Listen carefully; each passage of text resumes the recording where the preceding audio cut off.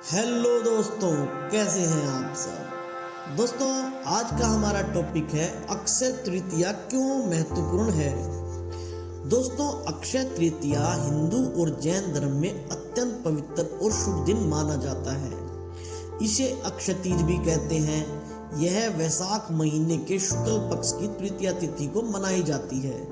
अक्षय का अर्थ है जिसका कभी नाश ना हो या शाश्वत, और इस दिन किए गए पुण्य कार्यों का फल अनंत काल तक अक्षय रहता है। दोस्तों, मान्यता है कि अक्षय तृतीया के दिन ही सत्ययुग और त्रेता युग का आरंभ हुआ था। यह दिन भगवान विष्णु और माता लक्ष्मी की कृपा प्राप्त करने के लिए अत्यंत शुभ माना जाता है।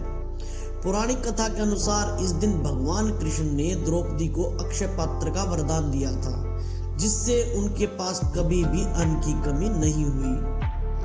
अक्षय तृतीया को भगवान विष्णु का जन्मदिन भी माना जाता है और इसी दिन मां गंगा का स्वर्ग से पृथ्वी पर अवतरण हुआ था, जिससे यह तिथि और भी पवित्र मानी जाती है। दोस्तों, अक्षय तृतीया पर दान करने से अक्षय फल की प्राप्ति होती है। इस दिन अन्न, वस्त्र, स्वर्ण और जल का दान विशेष रूप से शुभ माना जाता है। इस दिन किए गए धार्मिक कार्य, ध्यान और साधना का फल कई गुना बढ़ जाता है।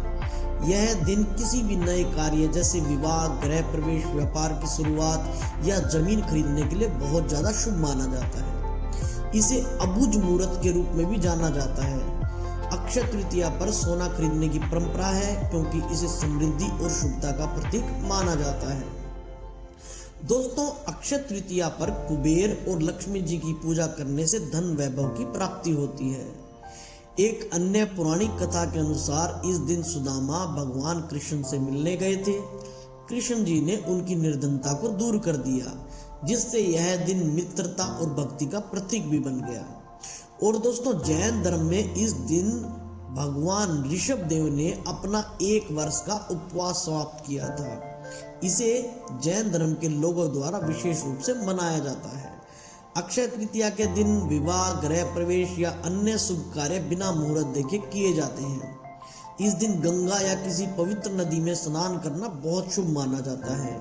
भगवान विष्णु और लक्ष्मी जी की आराधना की जाती है। जरूरतमंदों को अन्न, जल, वस्त्र और धन का दान किया जाता है। दोस्तों, अक्षय तृतीया भारतीय संस्कृति में पवित्रता, समृद्धि और पुण्य कार्यों का प्रतीक है। इस दिन किए गए शुभ कार्यों और भक्ति से जीवन में सुख, शांति और समृद्धि आती है। इस दिन को आत्म शुद्धि और परोपकार का उत्तम समय माना जाता है।